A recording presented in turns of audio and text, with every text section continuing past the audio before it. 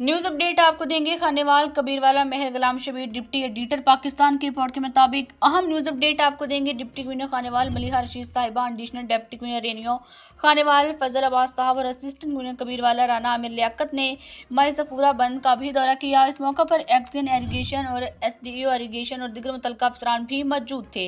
दौरे के दौरान हिफाजती बंद की मौजूदा सूरत हाल, मजबूती और मुमकिन सैलाबी खतरात के पेश नज़र जारी इंतजाम का तफसीली जायजा लिया गया। मुतल्लिका महकमों को हदायत की गई कि तमाम हिफाजती इक़दाम बर वक्त और मौसर अंदाज में मुकम्मल किए जाएँ।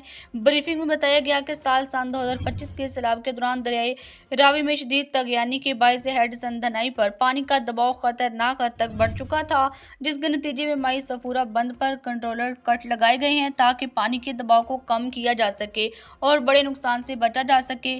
डिप्टी खानेवाल मलिहा रशीद साहिबा ने इस अज़म का इजहार किया कि अवाम के जान व माल के तहफ़्फ़ुज़ के लिए तमाम अदारे हमवक्त मुतहर्रिक हैं। किसी भी हंगामी सूरत हाल से निपटने के लिए मुकम्मल तैयारी यकीनी बनाई जा रही है। न्यूज़ स्टूडियो में शामिल करेंगे मज़ीद इंटरनेशनल खबरें। एक छोटी सी ब्रेक।